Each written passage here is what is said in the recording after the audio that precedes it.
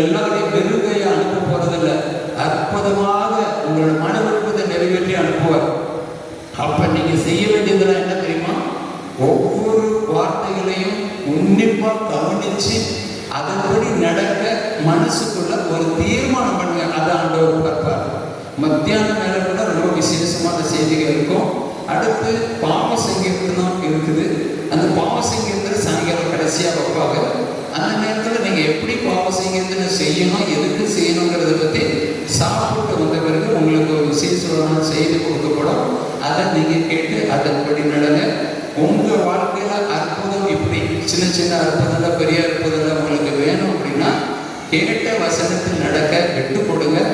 எல்லாரையும் மன்னிச்சிருங்க, மன்னிச்சு ஜெபிங்க. ஆண்டவருக்காக உங்களையே ஒப்பு கொடுங்க. உங்க குடும்பத்துல பணத்தட்டுப்பாடுகள் குறைபாடுகள் இருக்கா? எதை விதைக்கிறோமோ அதை தான் அறுப்போம் அப்படின்னு பைபிள்ல 2 கொரிந்தியர் 9:6 சொல்லப்பட்டிருக்கு. சிறுக விதைப்பவன் சிறுக அறுப்பான், அதிகம் விதைப்பவன் அதிகம் அறுப்பான் சொல்லப்பட்டிருக்கு. இன்னைக்கு லூக்கா 6:38 சொல்லப்பட்டிருக்கு, கொடுங்கள் உங்களுக்கு கொடுக்கப்படும். இன்னைக்கு நிறைய பேர் டாக்டர்கிட்ட கொண்டு போய் கொடுப்பாங்க, இல்ல சாராய கடத்துல வீடு பிராந்திக்கிட்டு அங்க போய் கொடுப்பாங்க, இல்ல வீணாக செலவழிச்சுட்டு வந்துருவாங்க. குடும்பத்துக்கும் கொடுக்க மாட்டாங்க, அடுத்து கடவுளுக்கும் கொடுக்க மாட்டாங்க. நீங்க ஆண்டவருக்காக கொடுத்து பாருங்க, குடும்பத்துக்காக கொடுத்து பாருங்க. குடும்பத்துல உங்களுக்கு குறை வராது. ஆண்டவருக்கு கொடுங்க, எந்த குறைவும் வராது. ஆண்டவருடைய இன்னைக்கு தேவை, ஆண்டவருக்கு தேவையா அப்படின்னா தேவைதான். பைபிள்ல சொல்லப்பட்டிருக்குது. ஆண்டவரே சொல்றாரு, விடுதலை பையில 25 1, 2, 3 என்னுடைய ஜனங்களுக்கு நீ சொல்லு மோசே, என் பெயரால அவர்களை காணிக்கையை கொண்டு வர சொல்லு, அதை நீ பெற்றுக் கொள்கிறார்.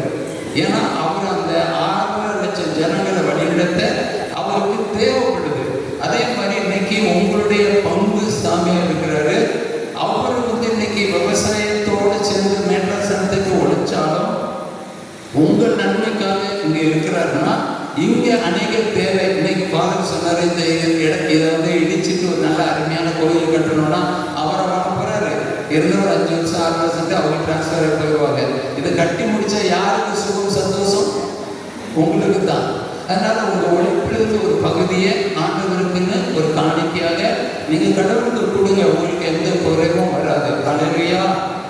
அது மறக்காதீங்க. இந்த ஊழியத்துக்கும் எவ்வளவு செலவு பண்றாங்க. இன்னைக்கு சில பேர் ஸ்பான்சர் பண்ணிருக்காங்க, சாப்பாடுக்கு கொடுத்துருக்குறாங்க, பரவாயில்ல. இன்னும் கொடுக்கக்கூடியவங்க நீங்க கொடுக்கலாம். அவர் சொல்லல, நான் சொல்லிட்டு இருக்கிறேன்.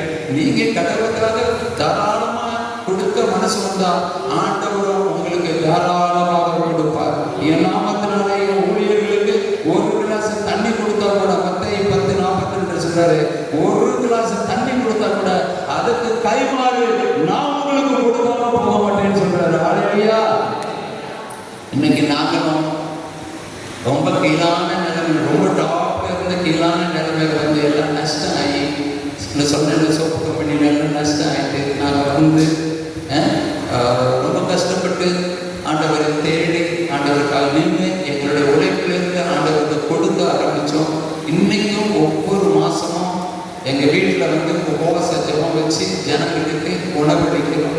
அது மட்டும் இல்லாமல் எங்களுக்குன்னு ஒரு ரிட்ரீட் சென்டர் கட்டி அநேகர் ஆசீர்வாதம் பண்ணுறாங்க. மெட்ராஸ் சென்டர் பிஷப்புடைய ஒரு பெர்மிஷன் உத்தரவோடு சேர்ந்து நாங்கள் 4 ஏக்கர் இடத்துல ஒரு ரிட்ரீட் சென்டர் கட்டி இந்த மாதிரி ஒரு பெரிய ஹாலில் ஒவ்வொரு மாதம் ப்ரேயர் பண்ணுறோம். அங்கே வருகிறவர்களுக்கெல்லாம் நல்ல உணவளிக்கிறோம். அதெல்லாம் எங்கேருந்து வருது? நாங்கள் தான் கொடுக்குறோம். எங்களுக்கு ஒரு சில பேர் சின்ன சின்னதை கொடுக்கறத வச்சு நாங்கள் செய்கிறோம். இல்லை நாங்கள் உழைப்பிலிருந்து வரக்கூடியதை போட்டு நாங்கள் செய்கிறோம். அதுக்கு பதிலாக ஒரு சில பேர் இந்த மாதம் நான் சாப்பாடு கொடுக்குறேன்னு கூட ஸ்பான்சர் பண்ணுவோம். எங்களுக்கு அந்த வியாதி போயிடுச்சு, ஆஸ்பத்திரிக்கு கொடுக்க வேண்டியதை நான் இங்கே கொடுக்குறோன்னு கொடுத்து முன்னாடி வர்றவங்க வருவாங்க. எதுக்கு இதெல்லாம் சொல்றேன்னா, ஆண்டவருக்கு முதலிடம் கொடுங்க, ஆண்டவருக்கு கொடுங்க, நேரத்தை கொடுங்க, மற்ற உங்களுடைய உழைப்பை கொடுங்க. உங்களுக்கு கொடுத்துருக்கிற அந்த விசுவாசத்தை மற்றவர்களுக்கு பங்களிக்க உதவி செய்யுங்க. ஜனங்களை திரட்டுங்க, விசுவாசத்தை நடத்துங்க. முதல்ல உங்க குடும்பத்தை சரியா நீங்க கவனிங்க. குடும்பத்தோடு ஒற்றுமையா இருங்க. குடும்பத்தோடு எங்க வேணாலும் போங்க. வருஷத்துல ஒரு தடவையாவது டிபேட்டுக்கு போயிட்டு வாங்க. வருஷத்துல ஒரு 2 தடவையாவது இந்த மாதிரி ஒரு ரிட்ரீட் தியானங்கள்ல பங்கிடுங்க. அப்போ கடவுள் உங்களுடைய தேவைகளையும் உங்க பிள்ளைகளுடைய தேவைகளை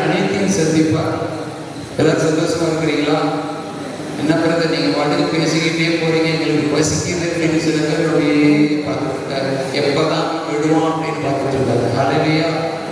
விடணும்னா எங்களுக்கு அங்கே சொன்ன டைம் ஆயிடுச்சு, அங்கேருந்து ஒரு பெர்மிஷன் வந்துச்சுன்னா விட்டுருவோம். ஹல்லேலூயா.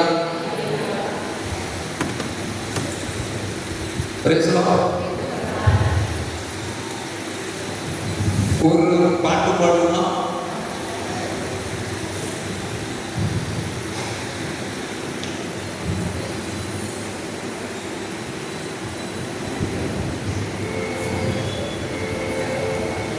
அனைத்தையும் செய்து முடிக்கும் ஆவியானவர், அனைத்தையும் செய்து முடிக்கும் ஆற்றல் உள்ளவரே, நீ நினைத்தது ஒரு நாள் தடைபடாதையா.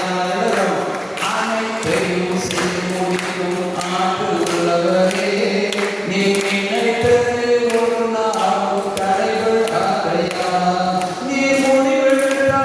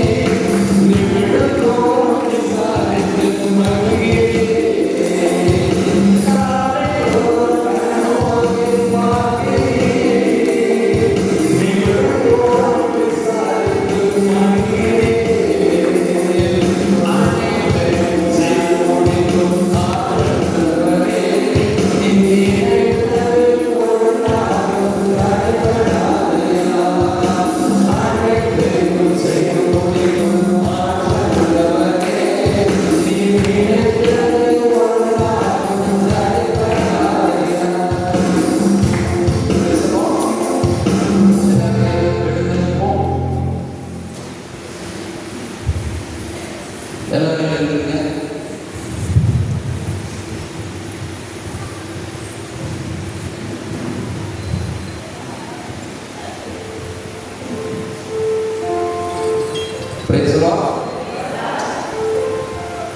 ஒரு நம்முடைய கண்கள் மூடுங்க, கை தூக்கி.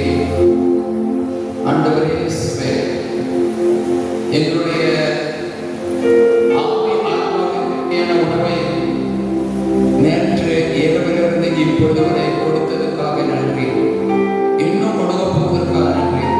எங்களுடைய சரீரம் பலகீனம் ஆகக்கூடாது என்பதற்காக இந்த மதிய உணவை கொடுப்பதற்காக நன்றி. அந்த மதிய உணவை ஆசீர்வதிங்க, அதை ஒரு மருந்தாக மாற்றுங்க, அதை புசிக்கும் ஒவ்வொருவரையும் பலப்படுத்துங்க. அதற்கு உதவியாக இருந்தவர்கள் கொடுத்த கரங்களை ஆசீர்வதிக்கப்பா. ஆண்டவரை பலப்படுத்துங்க. ஆண்டவரே, நம்பிக்கொண்ட ஜெபத்தை ஏற்றுக்கொண்டு ஆசீர்வதித்ததுக்காக நன்றி. இயேசுவின் நாமத்தினால ஜெபிக்கிறோம் நல்ல பிதாவே, ஆமென். பிதா, சுதன், பரிசுத்த ஆவி நம் அனைவரையும் அந்த உணவையும் ஆசீர்வதித்து காப்பாராக. ஆமென். Praise the Lord. கேளுங்க, அரை மணி நேரம் விடுறேன், சரியா 1:55க்கு இங்க வந்துடும். சரியா 1:55க்கு இங்க வந்துடும். உடனே நான் ஒரு சில பாட்டோடு செய்தியோடு நான் போயிட்டு வருகிறேன். சீக்கிரம்